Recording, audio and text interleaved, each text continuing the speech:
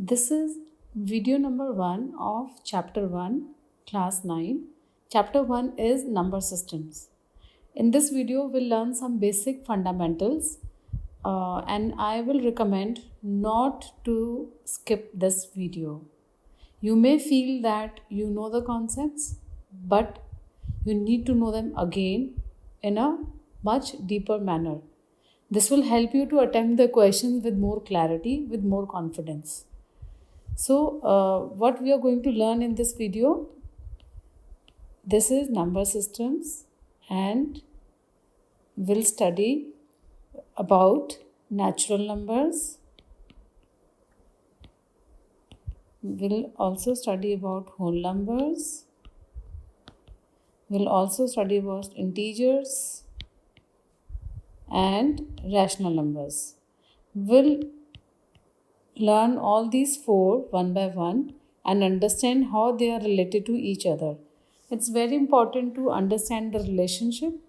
This will help you to attempt the questions with confidence and with accuracy correctly. Okay?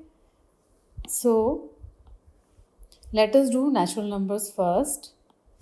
What are natural numbers? Natural numbers are all those numbers which you use for counting. If I ask you to count something, how do you count? 1, 2, 3. This is how you count. So, natural numbers are the numbers which are used for counting. So, all these numbers and so on are natural numbers. I am putting dot dot dot. This indicates that these numbers can carry on till infinite. So, this collection of numbers is represented by capital N. So whenever you see capital N throughout the chapter, this automatically should tell you, oh, these are natural numbers. Okay. So let's assume that we have a big bag of numbers and we have to put all types of numbers in that big bag. Let me draw that bag here. So I'm putting the numbers inside the bag one by one. So let us put the natural numbers inside this bag. 1, 2, 3, 4, 5. So we have already put in natural numbers. Next comes whole numbers. So whole numbers are very similar to natural numbers. There is only one difference. All the natural numbers, when joined with one more number, that means we have already all the natural numbers in this, but we have one more number which makes it different, that is 0. So whole numbers are very, very close to natural numbers, only this number makes them different. This collection is represented by capital W. Okay. So let us put these numbers also inside the bag. So we write down 0, 1 is already there, 2 is already there. So whole numbers are also inside the bag now. Okay. Now the next we do is integers. Now to understand integers, we need to visualize a number line. Let us draw a number line here. A number line. This number line is divided into two equal parts by a number 0. Now all those numbers which are on the right hand side are always positive. All those numbers which are on the left hand side are always negative. So whatever number you see on right hand side, it has a negative number on the other side. 2 here, then minus 2 here. 3 here, then minus 3 here, and so on. So all these types of numbers which continues like this, minus 3, minus 2, minus 1, 0, 1, 2, 3 and dot dot dot. Did you observe that I am putting dot dot dot on both sides? That means it can carry on, it can continue till infinite on both sides. So this collection of numbers is called integers and this is denoted by capital Z. So let us put these numbers also inside the bag. So we write down few more numbers here, -2, -3, -4, -5, and we get a collection Z. Did you see that our bag is becoming heavier? We are putting more and more numbers. Can you think of more numbers now, which we have not covered so far? Yes. There are few more types of numbers. One of them is rational numbers. Let us see what are these. For this, I will again take you back to the number line. Let us see the number line once again. See, let us take this number 1 and 2. Can you see a space between 1 and 2?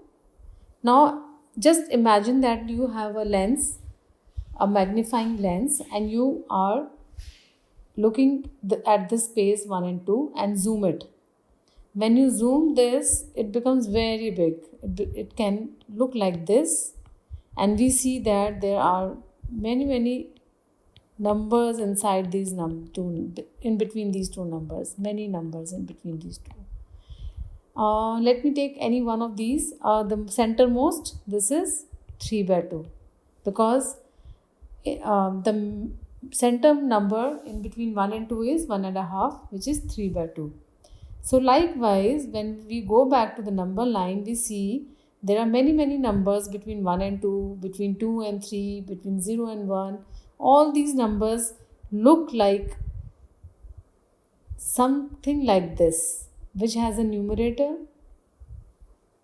and denominator. Okay. So all these numbers which are between these numbers are in the form of numerator upon denominator. Some examples can be 5 upon 3, it can be 4 upon 7, it can be if we go, 7 upon 8, 100 upon 99, anything. Okay.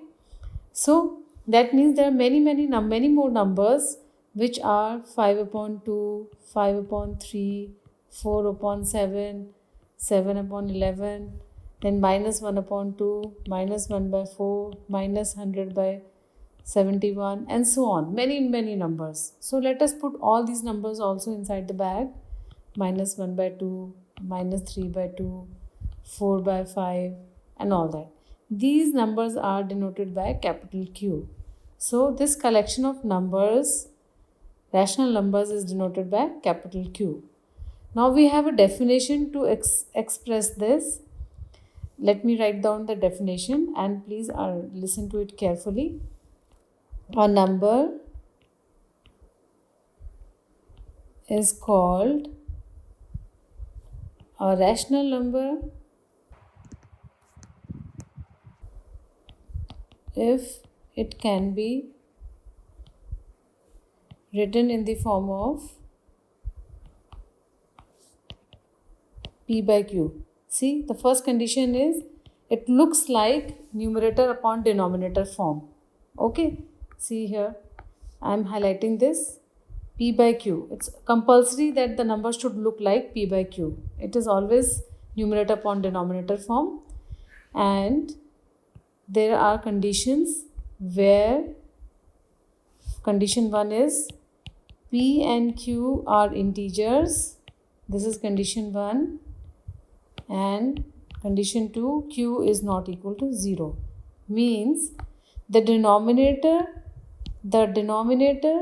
can never be 0. Okay, that means your number cannot be 7 upon 0. This is not a rational number. Okay, and here you can easily observe that all the numerator or denominator, or even here numerator or denominator, they all are integers. Okay, so rational numbers always look like some number in the numerator and some number in the denominator, some number in the numerator and some number in the denominator. So it does not matter whether the minus sign comes in numerator and denominator both, or only in the numerator or only in the denominator. It can be anywhere. it is possible that the minus sign is not there, then also it is a rational number. The only conditions are it has to be in the form of p by q. P and q, numerator and denominator both should be integer, and denominator should not be equal to 0. So we have learned in this video 4 types of numbers: natural numbers, whole numbers, integers, and rational numbers. In the next video, we'll do example 1 of your NCERT book, which is page number 3, and we'll apply all these definitions over there. Okay.